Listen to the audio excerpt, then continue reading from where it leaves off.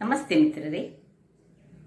ಇವತ್ತು ಒಂದು ನಮ್ಮ ಹಿರಿಯರ ಒಂದು ಆಯುರ್ವೇದ ಮದ್ದು ಹೇಳಿದರೆ ಈ ಲವಂಗವನ್ನು ನಾವು ಈ ಒಲೆಯಲ್ಲಿ ಕಾಯಿಸಿದ್ರೆ, ಕೆಂಡದಲ್ಲಿ ಕಾಯಿಸಿದ್ರೆ ಒಳ್ಳೆಯದು, ಡೈರೆಕ್ಟ್ ಕಾಯಿಸೋದಲ್ಲ.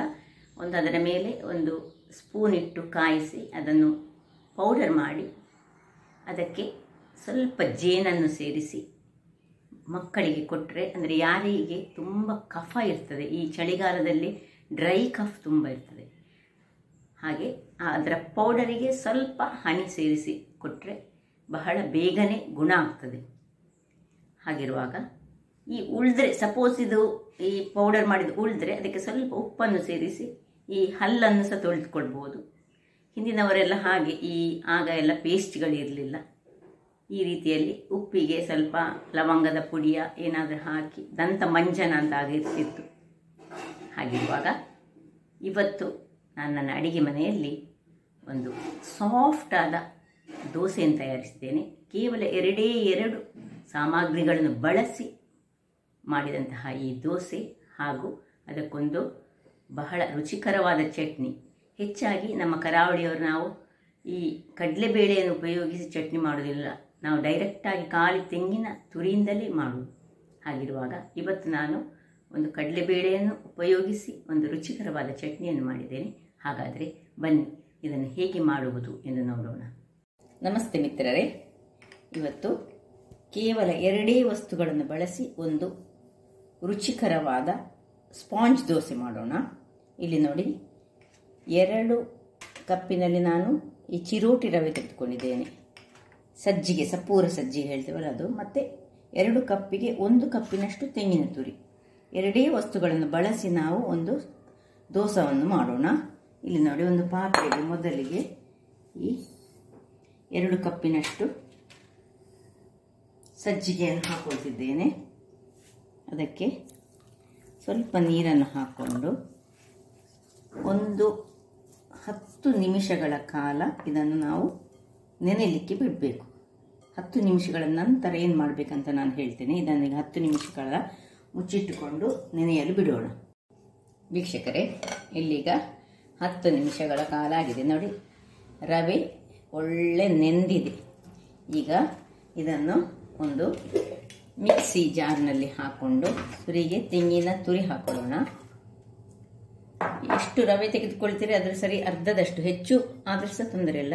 ಇಲ್ಲಿ ನಾವು ಏನು ಕಾಲು 2 ಬಗೆಯನ್ನು ಯೂಸ್ ಮಾಡ್ತಿದ್ದೇವೆ. ಈಗ ರವೆಯನ್ನು ಇದಕ್ಕೆ ಹಾಕ್ಕೊಳ್ತಿದ್ದೇನೆ. ಇನ್ನು ಸ್ವಲ್ಪ ನೀರನ್ನು ಹಾಕಿ ಉಪ್ಪನ್ನು ಸಹ ಈಗಲೇ ಹಾಕ್ಕೊಳ್ತೇನೆ. ಉಪ್ಪನ್ನು ಹಾಕ್ತೇನೆ, ಸ್ವಲ್ಪ ನೀರನ್ನು ಹಾಕ್ಕೊಂಡು ಇದನ್ನು ಒಳ್ಳೆ ನುಣ್ಣಗೆ ರುಬ್ಬಿ ತರ್ತೇನೆ. ಅಥವಾ ಉಪ್ಪು ಮತ್ತೆ ರುಬ್ಬಿದ ಮೇಲೆ ಸಹ ಹಾಕ್ಕೊಳ್ಬೋದು, ಹೇಗೆ ಸಹ ಆಗ್ತದೆ. ಸ್ವಲ್ಪ ಉಪ್ಪು, ನಾನು ಮೊದಲೇ ಯಾವಾಗಲೂ ಉಪ್ಪನ್ನು ಹಾಕ್ಕೊಳ್ಳೋದು. ನೋಡಿ, ಇಷ್ಟು ಉಪ್ಪನ್ನು ಹಾಕ್ಕೊಂಡು ಚೆನ್ನಾಗಿ ರುಬ್ಬಿ ನಾನು ತರ್ತೇನೆ. ವೀಕ್ಷಕರೇ, ಇಲ್ಲಿ ನೋಡಿ, ಚೆನ್ನಾಗಿ ರುಬ್ಬಿ ಆಯಿತು. ಒಳ್ಳೆ ಫೈನಾಗಿ ರುಬ್ಬಿಕೊಳ್ಬೇಕು, ಹಾಗಾದರೆ ನಾಳೆ ಈ ದೋಸೆ ಬಹಳ ಚೆನ್ನಾಗಿ ಬರ್ತದೆ. ಈಗ ನೋಡಿ, ನಾನಿದು ಬಿಸಿ ಮಾಡಿಕೊಳ್ತೇನೆ. ಯಾವಾಗಲೂ ಒಂದು ಪಾತ್ರೆಯನ್ನು ಯಾವಾಗಲೂ ಫರ್ಮೆಂಟೇಷನ್ಗೆ ಇಡುವಾಗ ನಾನು ಚೆನ್ನಾಗಿ ಬಿಸಿ ಮಾಡಿಕೊಂಡು ಸ್ವಲ್ಪ ತಣ್ಣಗೆ ಮಾಡಿ ಈ ಒಂದು ಬ್ಯಾಟರನ್ನು ಯಾವಾಗಲೂ ಇಡುವುದು. ಹಿಟ್ಟು ಯಾವಾಗಲೂ ಇಡುವ ಪಾತ್ರೆ ಸ್ವಲ್ಪ ಬಿಸಿ ಬಿಸಿಯಾಗಿರಬೇಕು.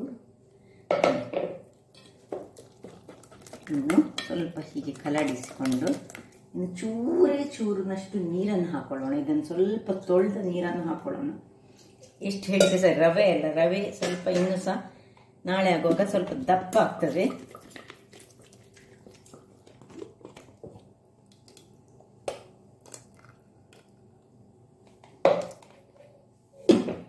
ಇನ್ನು ಹೀಗೆ ಸ್ವಲ್ಪ ಚೆನ್ನಾಗಿ ಕಲಡಿಸಿಕೊಳ್ಳೋಣ. ಇದಕ್ಕೇನು ಮೊಸರು ಬೇಡ ಅಥವಾ ಅವಲಕ್ಕಿ ಬೇಡ, ಏನು ಬೇಡ. ತೆಂಗಿನ ತುರಿ ಮತ್ತು ರವೆ ಇಷ್ಟ ಇದ್ದರೆ. ಈಗ ಇದನ್ನು ಮುಚ್ಚಿಟ್ಟುಕೊಂಡು ಒಂದು ಬಟ್ಟೆಯನ್ನು ಕಟ್ಟಿ ಹೀಗೆ ಇನ್ನು ನಮ್ಮ ಕೆಲಸ ಇದೀಗ ರಾತ್ರಿ ಮಾಡಿಟ್ಕೊಂಡದ್ದು ನಾನು. ಇನ್ನು ಬೆಳಿಗ್ಗೆ ನಮ್ಮ ಕೆಲಸ. ವೀಕ್ಷಕರೇ, ಇಲ್ಲಿ ನೋಡಿ ಫರ್ಮೆಂಟೇಷನ್ ಹೇಗೆ ಆಗಿದೆ ಅಂತ ನೋಡೋಣ. ನಿನ್ನೆ ರಾತ್ರಿ ಇಟ್ಟಂತಹ ನೋಡಿ ಹೇಗೆ ಬಂದಿದೆ ನೋಡಿ, ಏನು ನಾವು ಮುಟ್ಲಿಲ್ಲ. ಈಗ ಇದನ್ನು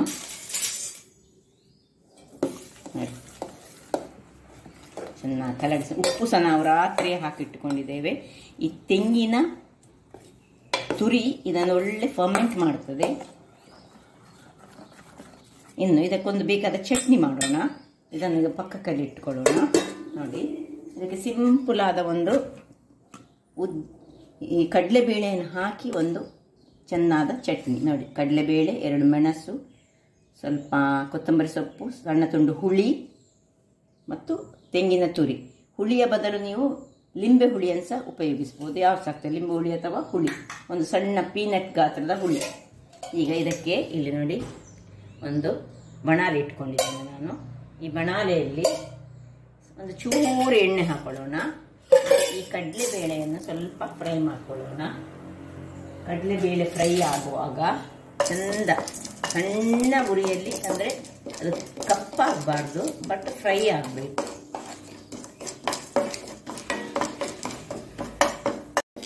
ಕಡಲೆಬೇಳೆ ನೋಡಿ ಇಷ್ಟು ಸ್ವಲ್ಪ ಬಣ್ಣ ಚೇಂಜ್ ಆಗಬೇಕು. ಆಗುವಾಗ ಇಲ್ಲಿ ಸ್ವಲ್ಪ ನೀರುಳ್ಳಿಯನ್ನು ಇದಕ್ಕೆ ಹಾಕೊಳ್ಳೋಣ. ಒಂದು ಬೆಳ್ಳುಳ್ಳಿ ಹಾಕಿದ್ದೇನೆ, ಒಂದು ನೀರುಳ್ಳಿಯ ಸಣ್ಣ ತುಂಡು, ಬೆಳ್ಳುಳ್ಳಿಯ ಸ್ವಲ್ಪ ತುಂಡು, ಮತ್ತು ಈ ಕಾಯಿ ಮೆಣಸು 2 ಹಾಕೊಂಡಿದ್ದೇನೆ. ನಿಮಗೆ ಖಾರಕ್ಕೆ ಬೇಕಿದ್ದಷ್ಟು ಇಷ್ಟು 2 ಬೇಡಿದ್ರೆ 1 ಸಹ ಹಾಕೊಳ್ಬೋದು, ಸ್ವಲ್ಪ ಆದರೆ. ಇನ್ನು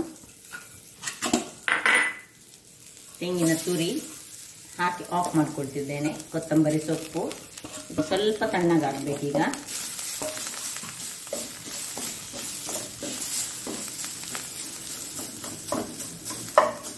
ಇನ್ನು ಗ್ರೈಂಡ್ ಮಾಡುವಾಗ ಹುಳಿ ಹಾಕಲಿಕ್ಕೆ ಉಂಟು. ವೀಕ್ಷಕರೇ, ಇದು ತಣ್ಣಗಾಗಿದೆ.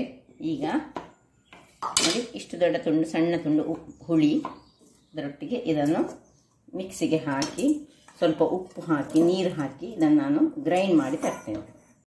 ವೀಕ್ಷಕರೇ, ಇಲ್ಲಿ ನೋಡಿ ಚಟ್ನಿ ಸಿದ್ಧವಾಗಿ ಆಯಿತು.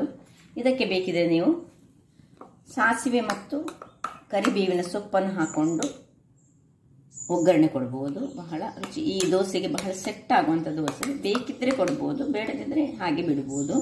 ನೋಡಿ, ನಾನು ಪಕ್ಕಕ್ಕೆ ಇಟ್ಕೊಳ್ಳೋಣ. ಇಲ್ಲಿ ಒಂದು ಕಾವಲಿಯನ್ನು ಇಟ್ಕೊಳ್ಳೋಣ. ಕಾವಲಿ ಸ್ವಲ್ಪ ಬಿಸಿ ಆಗುವಾಗ ಇಲ್ಲಿ ನೋಡಿ ನಮ್ಮದು ಹೇಗೆ ಬಂದಿದೆ ನೋಡಿ. ಏನಿಲ್ಲ, ಖಾಲಿ 2 ವಸ್ತುವನ್ನು ಹಾಕಿ ಮಾಡಿದಂತಹ.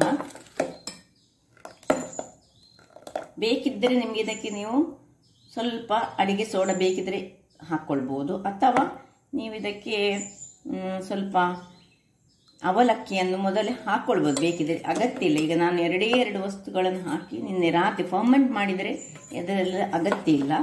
ನೋಡಿ, ಈಗ ಕಾವಲಿ ಬಿಸಿ ಆಗುವಾಗ ಬೇಕಿದ್ದರೆ ಸ್ವಲ್ಪ ತುಪ್ಪವನ್ನು ಕೆಳಗೆ ನೀವು ಗ್ರೀಸ್ ಮಾಡಿಕೊಳ್ಬೋದು. ನೋಡಿ, ಒಂದು ಸಣ್ಣ ಸೌಟ ಆದರೆ 2 ಸೌಟಲ್ಲಿ ಇದು ಹಾಕೊಳ್ಳಿ. ಮೇನು ಅಲ್ಲಾಡಿಸ್ಬೇಕಂತಿಲ್ಲ. ಇನ್ನು ಸ್ವಲ್ಪ ಅದರದ್ದು ಹೋಲ್ಸ್ ಬರಲಿಕ್ಕೆ ಆಗುವಾಗ ನಾವು ಮುಚ್ಚಳವನ್ನು ಮುಚ್ಚಿದರೆ ಆಯಿತು. ಸಣ್ಣಷ್ಟಕ್ಕೆ ಹೋಲ್ಸ್ ಬರ್ತದೆ. ಈಗ ನೋಡಿ ಬರಲಿಕ್ಕೆ ಶುರುವಾಯಿತು. ಇನ್ನು ಮುಚ್ಚಳವನ್ನು ಮುಚ್ಚಿಕೊಳ್ಳೋಣ. ಉರಿ ಹದದಲ್ಲಿ ಇರಲಿ, ಮೀಡಿಯಮಲ್ಲಿ. ವೀಕ್ಷಕರೇ, ಇಲ್ಲಿ ನೋಡಿ, ಬೇಕಿದ್ರೆ ನೀವು ಇದರ ಮೇಲೆ ನೋಡಿ ಹೀಗೆ ಇರುವಾಗಲೇ ಇದರ ಮೇಲೆ ನೀರುಳ್ಳಿ, ಕ್ಯಾರೆಟ್, ಕೊತ್ತಂಬರಿ ಸೊಪ್ಪನ್ನು ಮಿಕ್ಸ್ ಮಾಡಿ ಇದರ ಮೇಲೆ ಹಾಕ್ಕೊಂಡು ಹಾಗೆ ಮಾಡಿದರೆ ಸಹ ನಡೀತದೆ. ಈಗ ನಾನು ಖಾಲಿ ಮಾಡ್ತಾ ಇದ್ದೇನೆ ನೋಡಿ. ಹೀಗೆ ಈಗ ಮುಚ್ಚಿಟ್ಟುಕೊಂಡು ಬೇಯಿಸೋಣ. ವೀಕ್ಷಕರೇ, ನೋಡಿ ಹೇಗೆ ಬಂತು ನೋಡಿ, ಒಳ್ಳೆ ಬೆಂದಿತ್ತು. ಈಗ ಇನ್ನು ಇದನ್ನು ಇದರ ಮೇಲೆ ಸ್ವಲ್ಪ ಅಡಿಗೆ ತುಪ್ಪ ಹಾಕೊಂಡಿದ್ದೇವಲ್ಲ ನಾವು, ಈಗ ಮೇಲೆ ಸ್ವಲ್ಪ ತುಪ್ಪವನ್ನು ಹಾಕೊಂಡು ಇದನ್ನು ಪಲ್ಟಿ ಮಾಡೋಣ. ಹೇಗೆ ಬಂದಿದೆ ನೋಡಿ. ಇದು ಏನು ಹಾಕದ ಕಾರಣ, ಬೇರೆ ಏನು ವಸ್ತು ಇಲ್ಲದ ಕಾರಣ ಬಿಳಿ ಬಿಳಿಯಾಗಿರ್ತದೆ. ಸಪೋಸ್ ಮೆಂತೆ ಎಲ್ಲ ಹಾಕಿ ಮಾಡಿದರೆ ಕಲರ್ ಸ್ವಲ್ಪ ಬರ್ತದೆ, ಅಥವಾ ಸಕ್ಕರೆ ಹಾಕಿದರೆ ಸ್ವಲ್ಪ ಇದಕ್ಕೆ ಕಲರ್ ಸಿಗ್ತದೆ. ನಾವು ಏನು ಹಾಕುವುದಿಲ್ಲ, ನಾವು ಹೆಲ್ದಿಯಾಗಿ ಮಾಡೋಣ. ನೋಡಿ ಚೆನ್ನಾಗಿ ಆಗ್ತದೆ. ಇನ್ನು ಈಗ 1-2 ನಿಮಿಷ ಹೀಗೆ ಇಟ್ಟು ಮತ್ತು ತೆಗೆದುಕೊಳ್ಳೋದು. ನೋಡಿ ವೀಕ್ಷಕರೇ, ಇಲ್ಲಿ ರೆಡಿಯಾಗಿದೆ. ನೋಡಿ, ಇಷ್ಟು ಕಾದರೆ ಸಾಕು.